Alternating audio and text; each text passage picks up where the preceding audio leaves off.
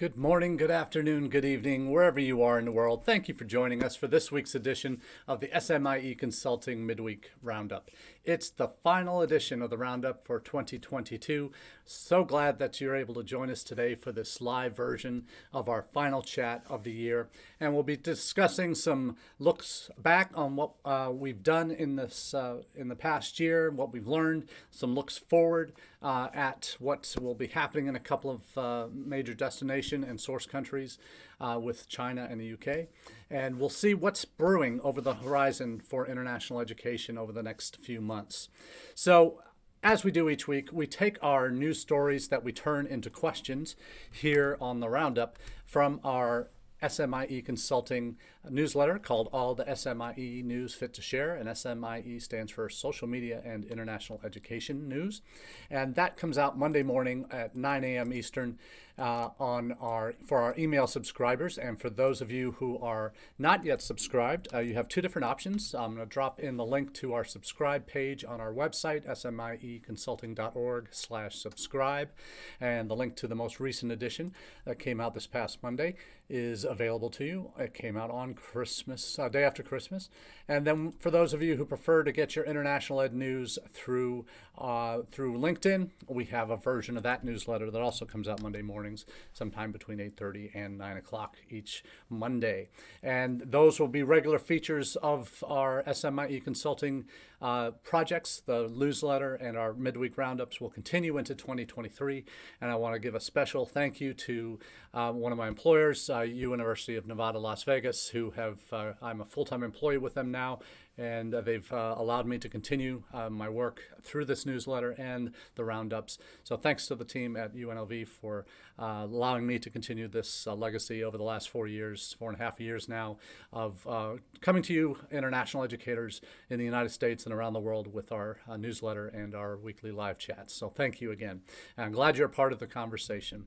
So as we do each week, we look at those news stories. We find some themes that percolate to the surface in terms of hot topics that might need us to go a little deeper on. And those were fairly easy to find this week, as we do every year. The news stories in our industry and across the press and in multiple industries focus on the year in review and looking forward. And that's what we'll do today with the roundup. So thanks again for watching live. Those of you who I see are part of the live conversation with us. And also thank you to those who are watching on repeat on our YouTube and Facebook channels, as well as maybe hearing the podcast version, the audio-only podcast version. We also wanted to make that available to you, and thanks to the thousands of subscribers to that, those that have taken the time to download the podcast over the last 4 years. So let's get right into our first questions. First question of the day: what were the highlights of 2022 in our industry, international education? And for the purposes of this article, or this question, I'm going to rely heavily on an ICEF Monitor article that came out this past week, called, appropriately enough, What Year in Review, What We Learned in 2022.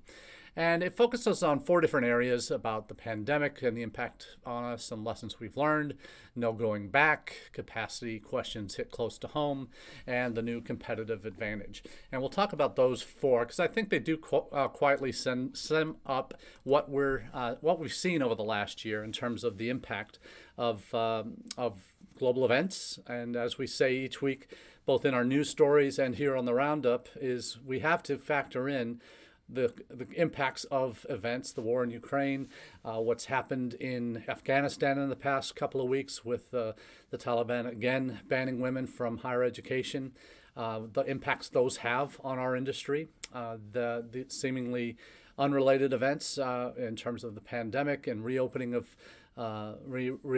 in China, and how that's led to an increase in COVID cases and all of the knock-on effects this has. That's also led to the closing of U.S. consulates in China, again, because of the explosion of COVID cases in that country. So everything impacts us in what we do in international education, and it's important for us to always keep our fingers on the pulse on what's going on, and as much as possible try and stay ahead of the curve, as we do with what's in our jobs. jobs, because it is not it's not a static situation in any respect with regard to international education, with regard to world politics, global events, economic rise and fall, economic collapses in some places, currency devaluations. All of these impact our field in one way or another. So it's important that we're aware of what's happening in around us. As we encourage our children to be aware of what's going on in the world around them, we want, in our own work, in our own professions, need to do the same and have awareness of what is happening in the world and how that impacts what we do. So this is my attempt to help my profession understand a little bit better the impacts of some of these global trends that we're seeing. Now, with regard to this ISEF article about the pandemic and the lessons learned in 2022, this in particular, we know the impact it's had on society. It's fundamentally changed the way we live in a lot of places. That in some countries where it wasn't the culture to wear masks, people suddenly started wearing masks because it was the right thing to do to protect our people around us, those that are more susceptible to these kinds of viruses, to help protect them and protect ourselves in the same way. That in some cultures, like in the United States, that was a big problem. We weren't used to that. We don't like being told what to do, but in the end, we did so because it's for the benefit of our communities and those around us and slowing the spread, whatever it might be. But we also learned that we have, as a result of the pandemic, we've had impacts on how we do education and how we recruit even. We know that our campuses have fundamentally changed the way they do education and delivery of coursework. There had already been trends toward online education or having hybrid opportunities for classes that had started even before the pandemic, but the impact of the pandemic certainly accelerated and made permanent some of those changes to delivery of courses that had previously been in person to partially in person, partially online, or fully online. There are full degree programs on our college campuses that have gone fully online as a way for potential cost savings, as a way to reduce overhead. All of these things have happened and to increase access. And that access is something we'll see again a little bit later on in these recommendations from ISEF in terms of what we've learned. We saw a greater emphasis on diversification as a result of the pandemic. The need to diversify where our students are coming from and the markets that we engage in. The move away from an all eggs in one basket scenario, which saw collapses that were already happening coming from China and a lot of larger public institutions that have become overly reliant on the Chinese market for international student numbers as well as revenue. And that impact has had downstream effects when you see Chinese students' numbers continuing to drop, but also the impact in China of Chinese students not being able to travel to get to consulates. Now, as we just mentioned earlier, with the relaxing of COVID restrictions, we've seen an explosion of cases in China. How big it has gotten, we won't know because China doesn't really play well with others in terms of releasing those kind of numbers. So but all the reports on the ground are it's getting worse. So the virus is spreading rapidly there, and that's a combination of factors. It's a combination of not getting the elderly fully vaccinated. It's a combination of also not having the best quality vaccines, that some are only 50% effective, as opposed to the 85-90% effective vaccines that we've had in the U.S. and most of the West. You've seen the impacts of continued lockdowns over the last 30 years that have kept, when you lock down, you don't have contact with regular viruses and bacteria that are in the air, you become less, you have less immunity to those, and you might not get the COVID vaccine or COVID virus because you've kept yourself away from it, or the most likely sources of it, for so long. But now your immunity has reduced as a result, and when you go back out into the world, you're much more susceptible because your immunity is lower. And in these Omicron stages and variants that have happened after the initials, you saw the clearly was immune to. Even those that are vaccinated can still get it. We found that out here in the U.S. But you might not get it as severe, which is the only benefit really of getting the vaccine. It doesn't prevent you from getting it. But the challenges have been that these viruses that are now spreading in China are also having knock-on impacts, like locking down consulates from issuing visas because they can't get staff. They don't have the local staff hired or able to work because of again changes to lockdown procedures and employment opportunity or employment requirements that are only being able to be virtual or only working from home. So there's some real impacts moving forward. So we also look at how we recruit more. It's changed, and not just where we recruit, but how, in terms of reliance on a digital suite of tools to help us interact with our prospective student audiences and their parents. We've had the rise of the pandemic combined with the rise of agent aggregators and tech platforms that have begun to dominate how we operate internationally. You see all these impacts really filtering down to all parts of what we do as international educators. You've seen that there is no going back. That was one of the other lessons I think we've seen from this past year. Pre-pandemic ways of doing things just will not work moving forward. They have to be adapted to changing circumstances on the ground in major markets. You have the impact of the online learning piece that we've talked about as well. That is mentioned here, that it's how it's redefining what international ed means. And I think this is something, when we talked about access earlier, that there is an estimated global total of 20 million higher education students and that's in that mix. That is, we know there's about 5.5 million students studying outside their home country right now. So that's 1 in 4 of that global total are currently studying abroad.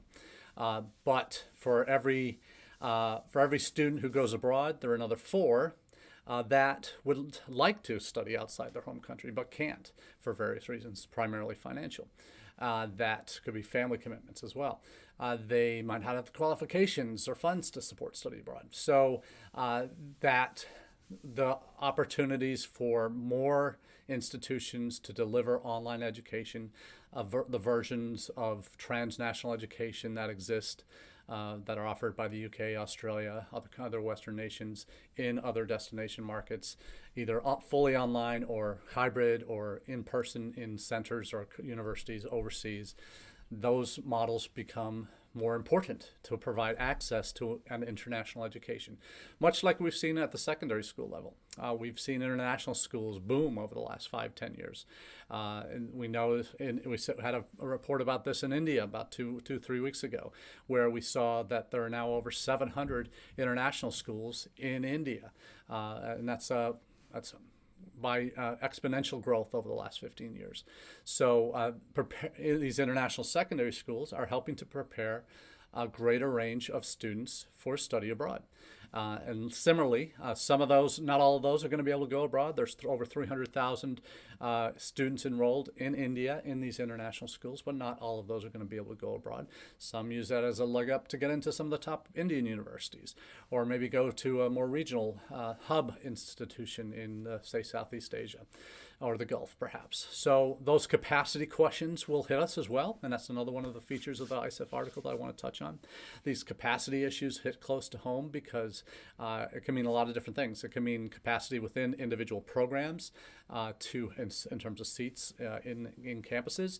It can also talk about the availability of housing. We talked about that a couple weeks ago, or last week, about the global housing crisis for international students, where in some countries, we've seen in Holland recently, in the Netherlands, the government has said we're stopping recruitment of additional international students because we don't have the housing for them. We've seen in the UK, in Australia, be significant housing shortages that have led students to actually being told to defer if they can't find housing. Similarly, in Canada, there's now reports that in some universities, Brock University in Ontario is telling students this as well. If you don't have housing, defer. That is a real issue. And we saw in Western Australia, the state government there is actually trying to encourage and will pay residents of Western Australia to house international students if they have an extra room, and the government will pay them money each week to do that.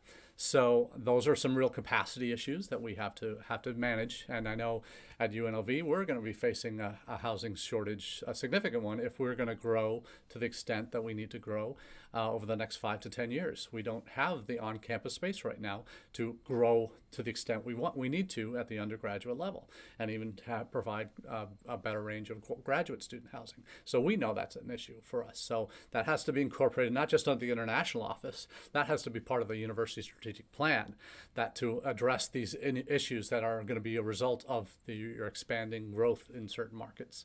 So it's part of what we need to be aware of as international educators, and fight the fight that we need to fight, and raise those issues up the chain, and manage up in terms of expectations with our leadership on campus to help make sure we're on the right page for addressing the needs that we will have given the goals that the institution might have set. And the final one is of the things I think best sums up 2022 is one that ISEF appropriately talks about, is that the new competitive advantage, and that's particularly related to post-study work. And here we're talking about what opportunities will students have in the UK, in Canada, in the US, in Australia, other countries, to work after they're done with their degree. It's been a real hot potato in some countries in terms of how much should we allow international students to have in terms of work permission? How long should they be able to work? Is this a permanent piece of should there be a very clear pathway, as it might exist in Canada, from study to work to permanent residency? Those are the things that we need to be thinking about, and how we position ourselves. And as we always say with U.S. institutions, we need to have that global perspective. How are our competitor countries positioning themselves for work rights for students in terms of pathways from study to work to residency in the various destination markets? Because if you don't think that prospective students from different countries are trying to find out where the best advantage is for them in terms of if that's what they want to do, if they want that post-study work, they're looking for it. In South Asia especially, they want to know what the options are, and having data that you can refer students to about where your students go in different disciplines, international students, for jobs after graduation. What are those salary scales? What are their success rates for OPT to H-1B? That's a little harder for most institutions to track, but are you making that effort? So that's something that we really need to get to. So a lot of neat things in the mix there in terms of what we've learned, I think, in the past 12 months in international education. What I also want to do now is shift gears a little bit to our second question, some of which is impacted with the first one, and that is, will China play well with others, particularly in the West, in 2023? First article is one that raises a lot of eyebrows when we've heard about free speech issues related to China and Chinese students in the United States, depending on both sides of the issue. We've seen students at Purdue University who might have participated in protests against the Chinese government that were threatened by other students, and that is of particular concern.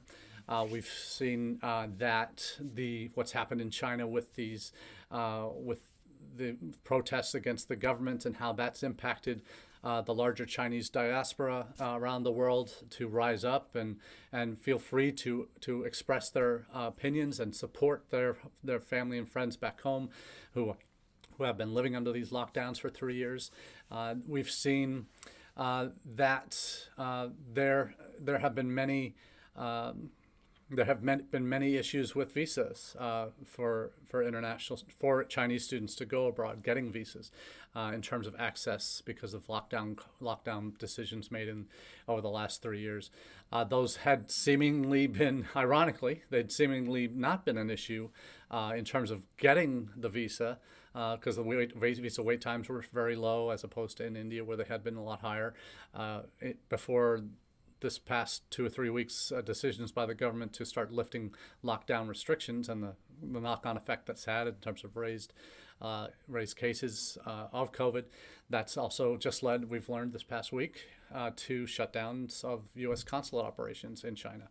So for the spring students who are hoping to get back in the spring or to start in the spring, that may be a real challenge if and when the consulates will be open to start issuing visas again. If they're returning students, they'll probably fall under the visa waiver program, because that has been extended now through the end of 2023, which is great news. That if a student has already had a visa or is going to be a first-time student visa applicant, but they've had a visa previously as a B or other category visa that has had them go through the security process that often is involved with a lengthy visa interview delays, hopefully that will help free those up. But for new students, that's going to be a real issue in terms of them being able to get to us for classes that start in January in less than a month or 2 months' time. So what are we going to do with that group? So will China play well with the others in 2023? They kind of have to.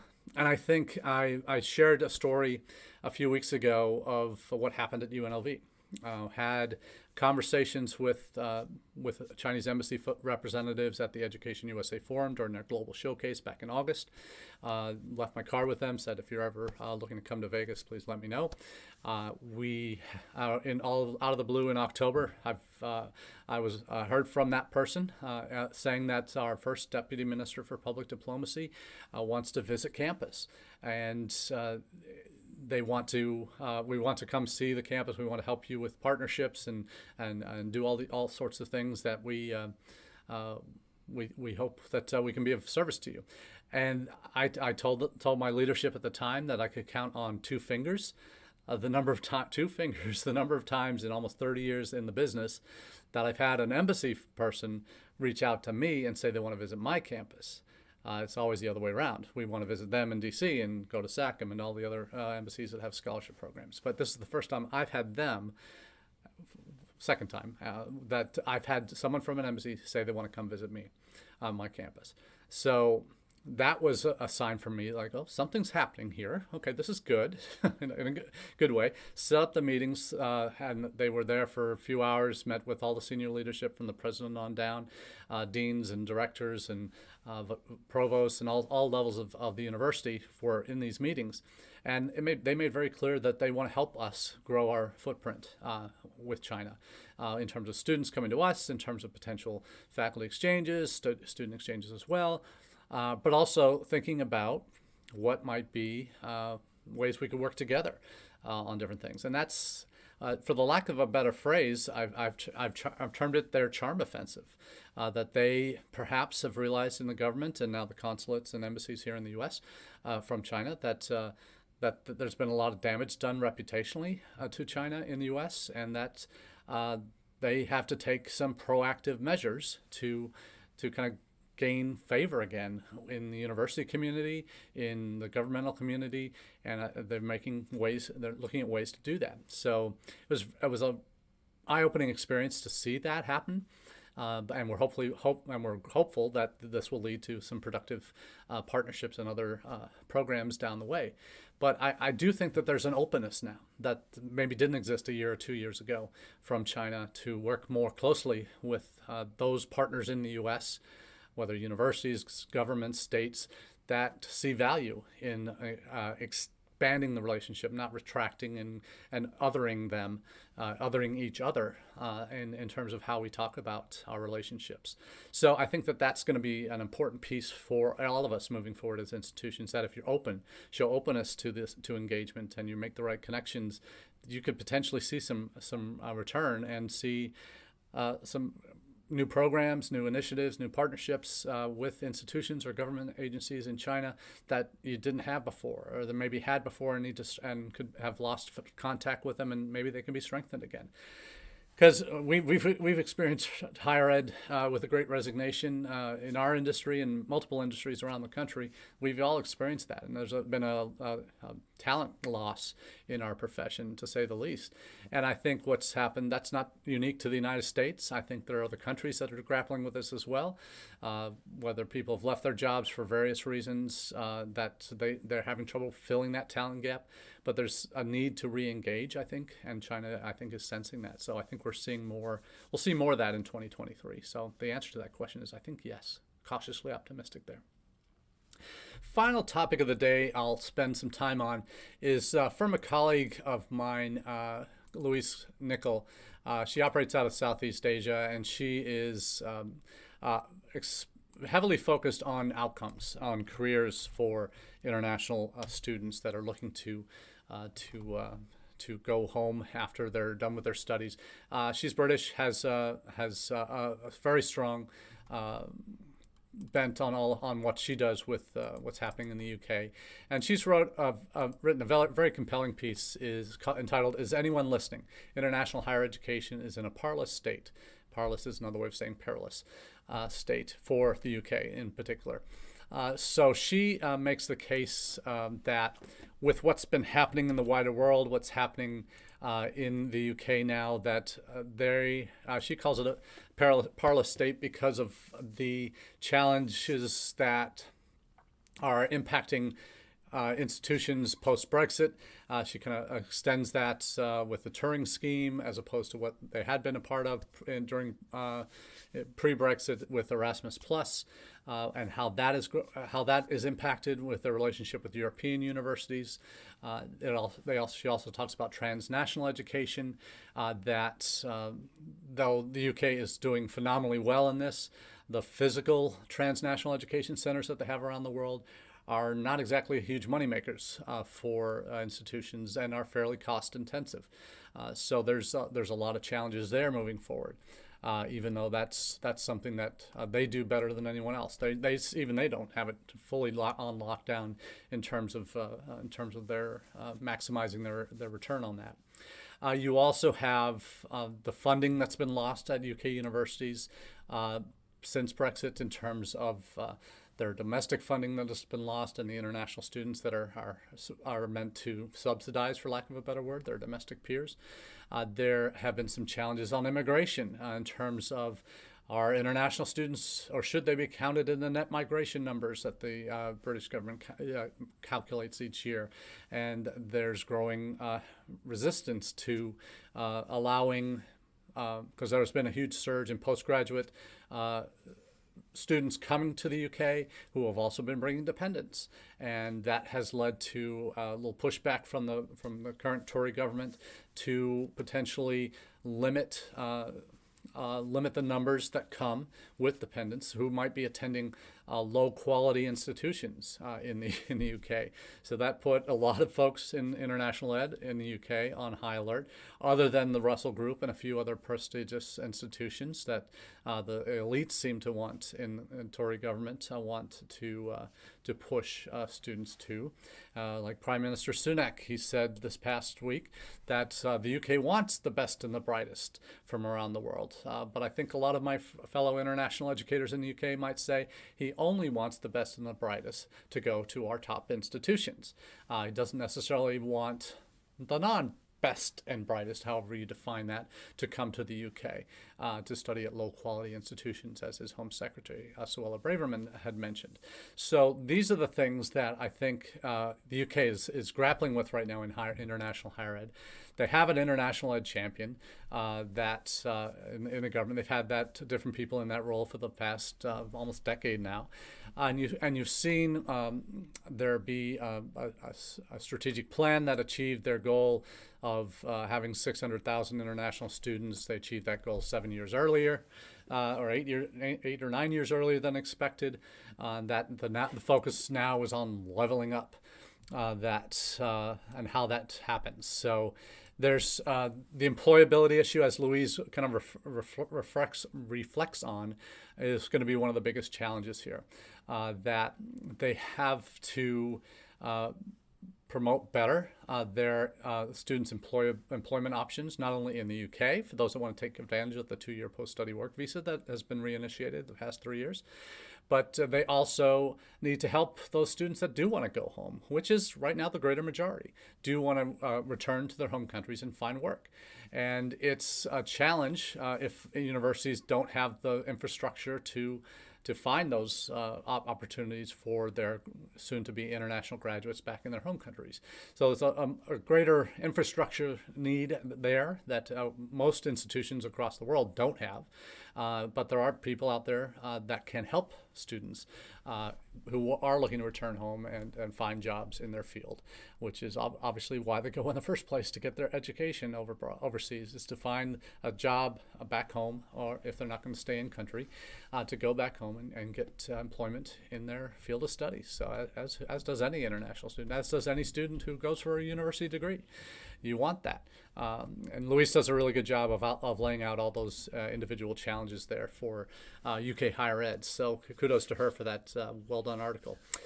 So that's all we have for you today on the Midweek Roundup. We're glad you've been a part of the journey. Thanks so much for watching live. Those of you who are watching on Facebook, LinkedIn, Twitter, or even YouTube Live, really appreciate you being a part of the conversation. I'm looking forward to more of the same in 2023. So until then, have a very happy new year, and we'll see you in 2023. Cheers.